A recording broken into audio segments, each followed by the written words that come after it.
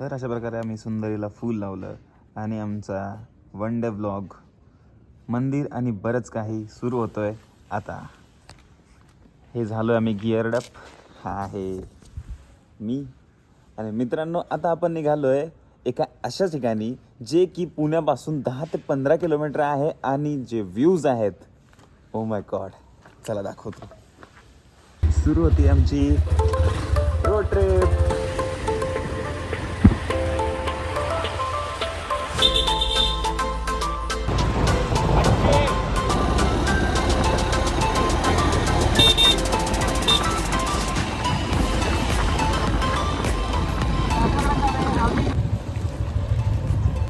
चल आपल्याला आगे आता ते और दिखे हमें 3 कुकू बॅड पॅच सुरू झालेला आहे आणि असाच एक अर्धा ते 1 किलोमीटर तुम्हाला पॅच लागणार.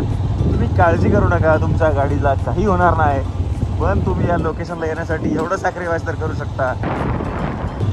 अशा गुलाबी गुलाबी थंडीमध्ये आपण आलोय सनराईज बघायला.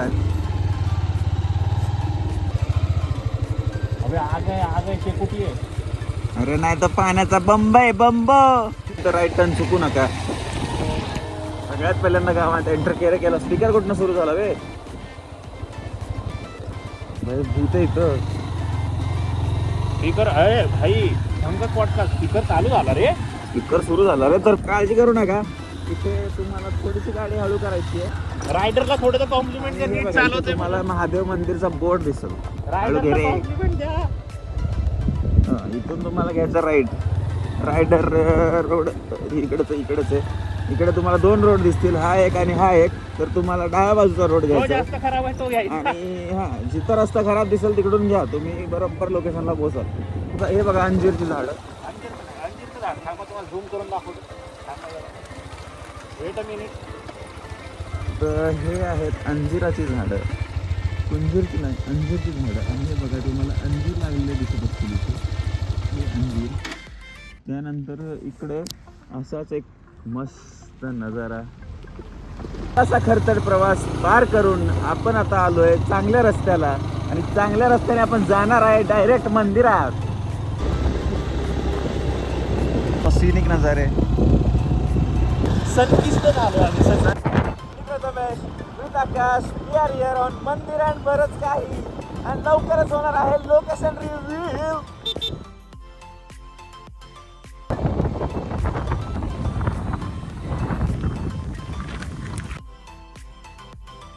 आता आम्ही एक स्टँडिंग शूट घेत होतो आणि हा बघा ट्रायपॉडला थोडा लागला. तर नमस्कार मित्रांनो, आज आपण आहे पुण्यापासून एक 10 ते 15 किलोमीटर. आता या मंदिराची स्थापना कशी झाली, इतिहास काय आहे जाणून घेऊया. असंच चॅनलवर बनून राहा. हा व्हिडिओ पूर्ण बघा. आवडला तर लाईक करा, शेअर करा, सबस्क्राईब करा आणि चला आता बघूया मंदिर. चला.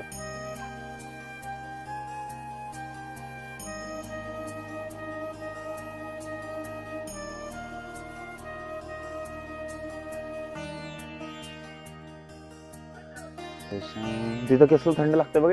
नंदीच्या कानात सांगितलंय आम्ही काय इच्छा जी आहे ते नाही सांगायला लागत. आता महादेवाकडे जाऊ, डायरेक्ट साकडच घालतो. सबस्क्राईब करा. तुमच्यासाठी एवढ्या नवीन जागा घेऊन येतोय, एवढं कॅम्पिंग वगैरे सबस्क्राईब करा, खायच्या जागा घेऊन येतोय. सबस्क्राईब करा. तर पुण्यापासून 10 किलोमीटर अंतरावर असलेलं हे चतुर्मुख शिवमंदिर तुम्ही बघितलंय का? हे शिवमंदिर शिंदेवाडीजवळ पठारवाडीच्या ब्रह्मगिरी पठारावर वसलेलं आहे. ह्या मंदिराचं वैशिष्ट्य म्हणजे इथल्या शिवलिंगावर 4 दिशांनी मुख आहेत. ओम नमः शिवाय. तर इथे अशी मान्यता आहे की इथे ब्रह्मदेवांनी तपस्या केली होती आणि त्याचमुळे ह्या पठाराला ब्रह्मगिरी पठार म्हटलं जातं. तसेच इथे एक पाण्याचा कुंड आहे असं आम्ही समजलो, पण हे ॲक्च्युली करहा नदीचं उगमस्थान आहे. हा बरोबर दत्तांच्या मंदिराच्या इथे येऊन झोपलं.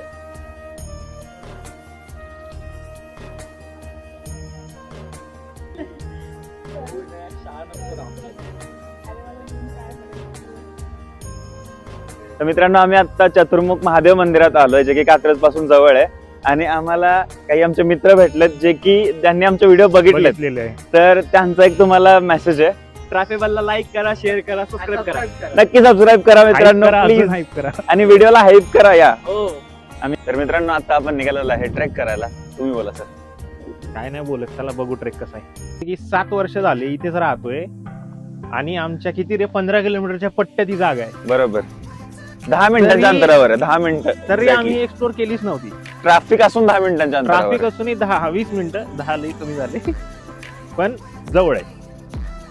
एवढी कडक आहे ना जागा ही, काय सांगू. म्हणजे take a pause, take a moment and look at the nature. कुठून जायचं? काय सरळ आहे. आपल्याला आता 2 रस्ते दिसत आहेत. इथे तर दोन रस्ते आहे मित्रांनो. आय थिंक मी हा वाला चूज करेन, कारण ऑलवेज गो राईट. मित्रांनो ऑलवेज गो राईट. सँडल घालून ट्रेक करायला आला शहाणा.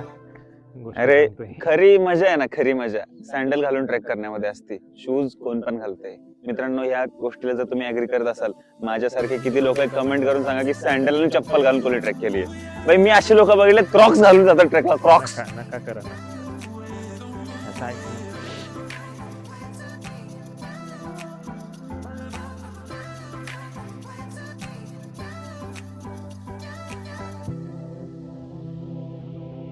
नाही, खूपच नाही, आहे. साधा ट्रेक आहे. ट्रेक नाहीच आहे हा, पायवाट आहे ही. ऍक्च्युली पायवाट आहे. पण भारी आहे बरं का, हे असं तिरक आहे. तिरक आहे.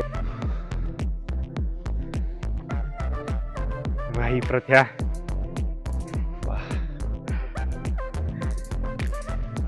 सो आम्हाला सनराईज बघायचा होता, गाडीवरनं दिसला होता, पण इथे आल्यावर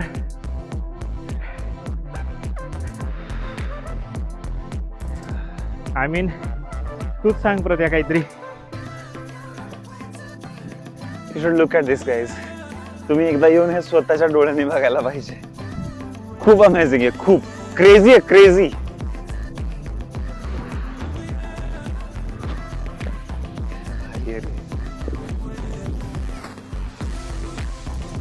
वाह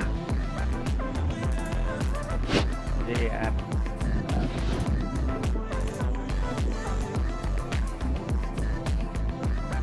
तुम्हीच बघा यार, आम्ही काय डिस्क्राईब करत नाही. कमेंट मध्ये तुम्हीच सांगा कसा वाटतो या नजारा. भाई this is the best location to camp, tent went. वाह. खाली जाऊ आणि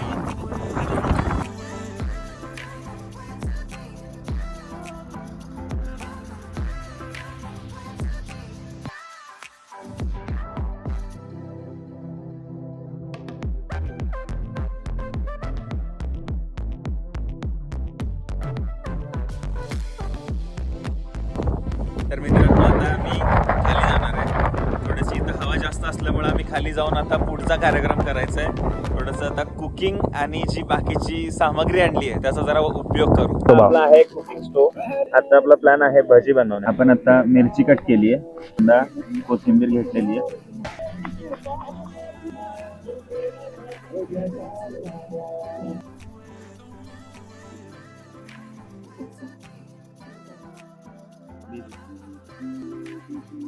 इथे पण तर आपले कांदा भजी तर तयारी सुरू आहे बरं का.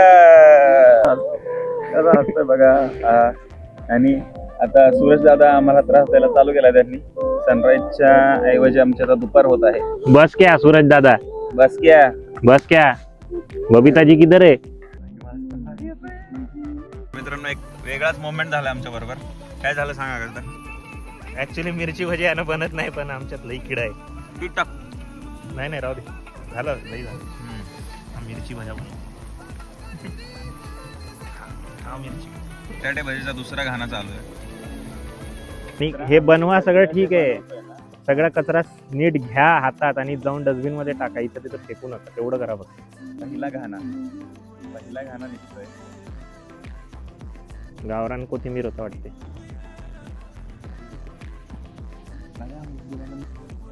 मित्रांनो ह्या मिरची भज्याचा स्पेशल रिव्ह्यू टाकू आम्ही, कारण हे खाताना ना लई लागणार आहे आमची. फुल तिखट मिरची. फुल तिखट आहे, ते मिरची भजेवाली पण नाही आहे. आता आपला चहा बनायला घेतलाय. चहामध्ये आता सुरू करूया बनवायला. हे पाणी दे जरा. वा.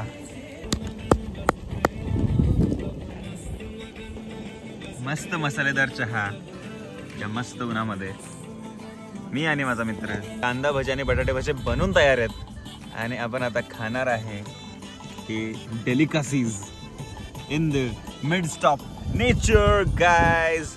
ह्याला ह्याच्यात टाक.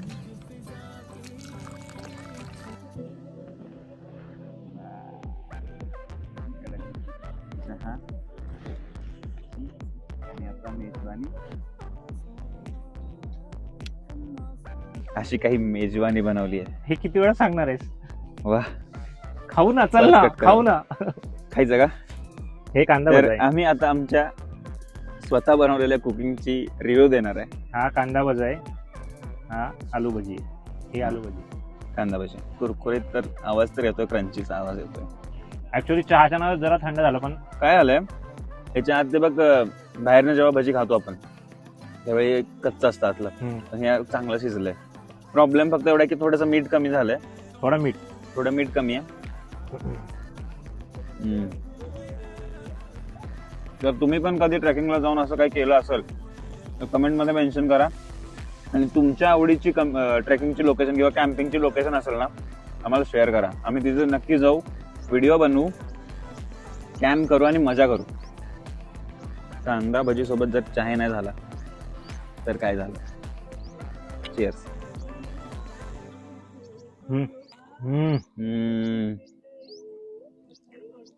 हे जे कॅरमलाइज झालं ना इकडचं, जे जास्त शिजलेलं आहे, जास्त तळलेलं आहे, खूप भारी लागते खाऊन बघ. Favourite part. मिरची लागली. मिरची लागली तर डोळ्यात गेलं रे. अबे तुझं खोकलेलं माझ्या डोळ्यात गेलं, त्यामुळे मिरची माझ्या डोळ्यात गेलं. थुकतोय का मी? घशात गेली ती.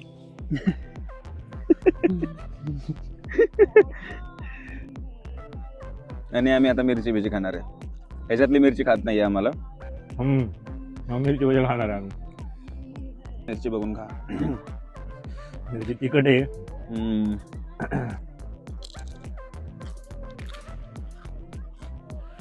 तर मित्रांनो, फायरी मिरची भजी.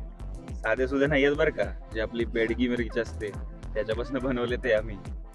आता आम्ही आमच्या मौत का खेळ चालू करतोय. हा,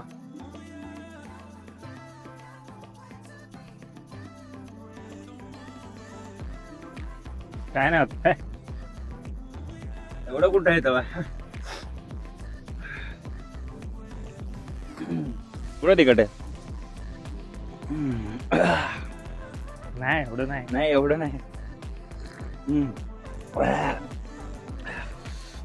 हाय हाय खायचा नाही खाते आम्ही. बस, इनफ फॉर टुडे. मारायचं उगाच मला. मोकळच आहे.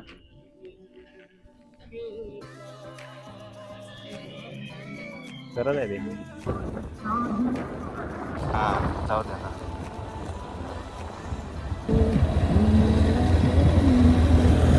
आणि अशा प्रकारे मंदिर, कॅम्पिंग आणि कुकिंग करून आपण ब्लॉगचा एंड करतोय. धन्यवाद मित्रांनो.